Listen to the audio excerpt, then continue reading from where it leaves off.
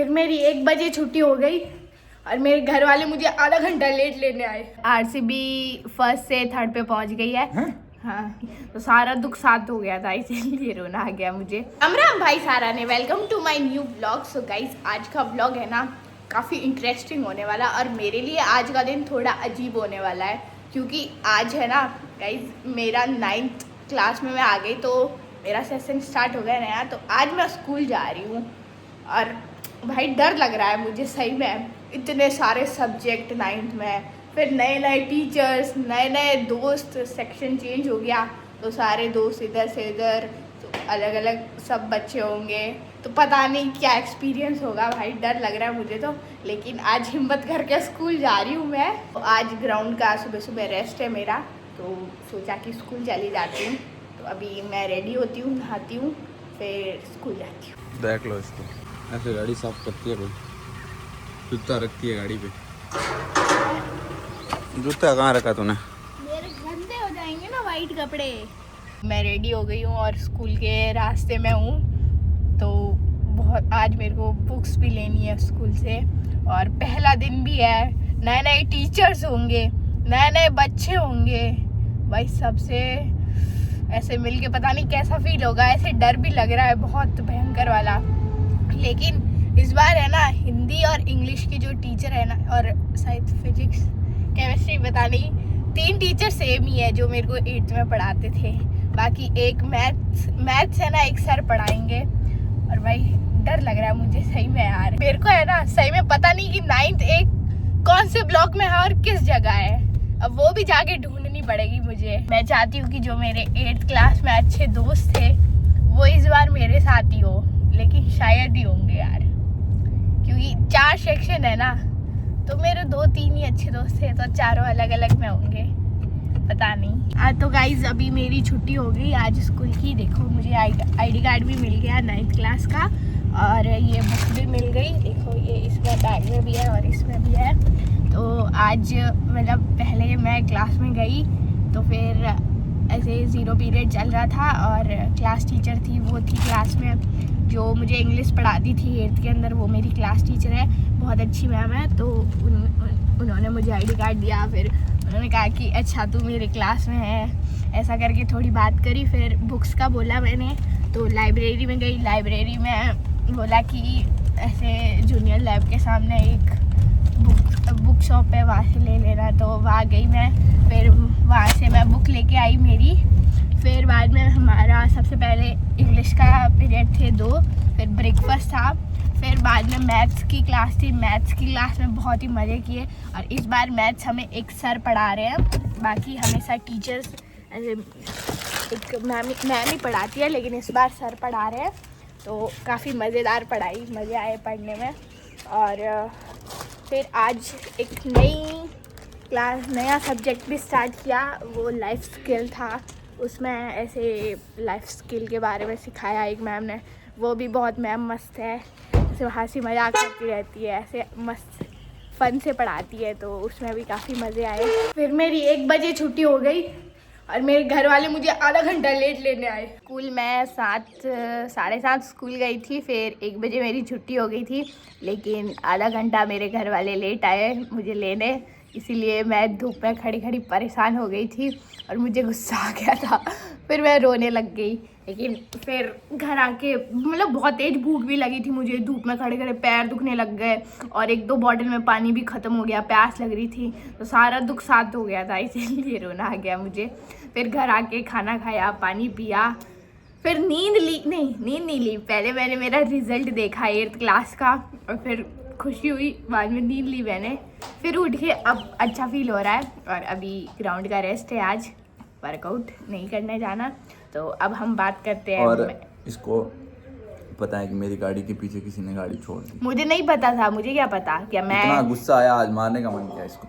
अच्छा, मुझे भी बहुत गुस्सा आया, पता आपको, स्कूल में खड़े खड़े तो मन करा कि आज है ना पैदल ही चले जाऊँ घर पे। तो अब बात करते हैं हम जो कल मैच हुआ आरसीबी का और जीटी का। गाइस, सबसे पहले बुरी खबर है कि आरसीबी हार चुकी है।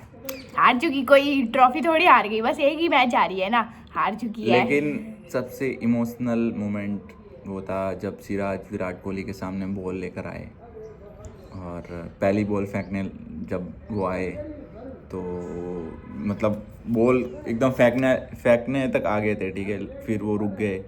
वो एकदम इमोशनल मोमेंट था क्योंकि वो फेंक नहीं पा रहे थे कि विराट ने सिराज को कहाँ से कहाँ तक पहुँचाया है। तो अब मैच की बात करते हैं। तो आरसीबी ने पहले बल्लेबाजी करते हुए 169 रन बनाए 8 विकेट के नुकसान पे, और फिर जवाब में जब गुजरात जॉइंट्स, हाँ जीटी बोल गुजरात दो, टाइटंस, हाँ गुजरात टाइटंस लक्ष्य का पीछा करते हुए ग्राउंड में आई और उन्होंने 17.5 ओवरों में 170 रन बना दिए और 2 ही विकेट खोए और 8 विकेटों से जीत हासिल की। जो खिलाड़ी थे उन्होंने अपना बेस्ट प्रदर्शन दिया।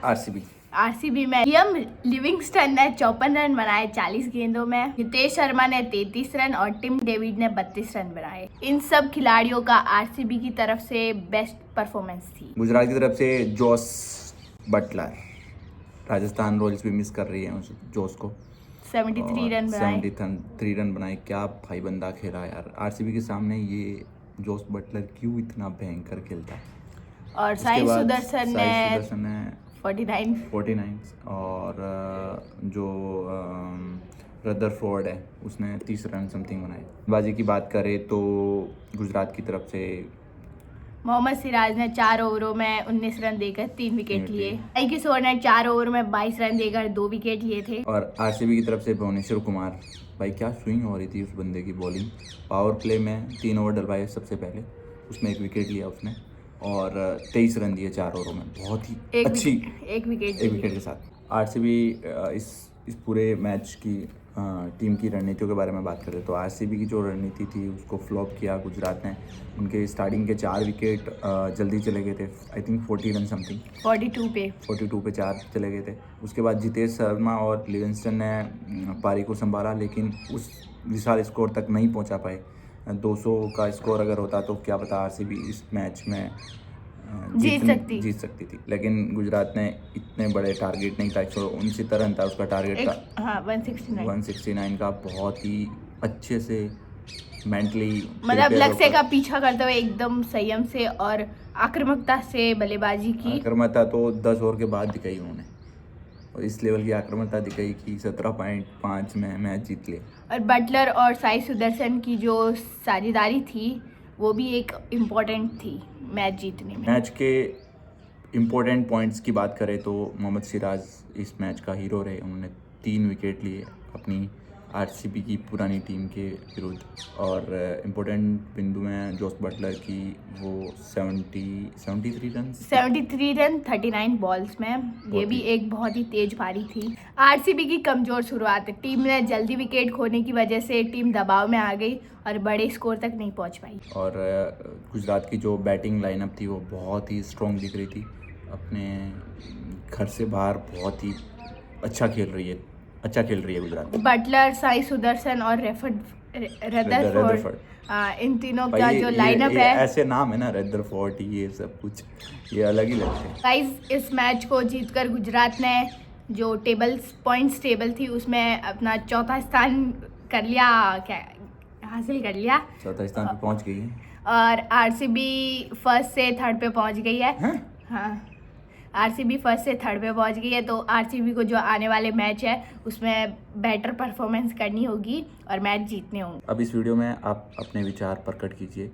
सबसे पहले हमारा ये सवाल है आपके लिए कि आरसीबी को किन क्षेत्रों में किन कंडीशंस में सुधार करने की ज़रूरत है, और क्या जीटी इस फॉर्म को आगे भी बरकरार रख पाएगी? तो बताइए अपने विचार कमेंट बॉक्स में। मेरे हिसाब से तो मुश्किल है, आप अपना कमेंट बॉक्स में बता दो जो भी बताना है। तो गाइज पूजा का जो रिजल्ट है उसके बारे में भी हम डिस्कशन करेंगे, लेकिन इस मैच की जो चर्चा थी वो हमारी अभी खत्म होती है।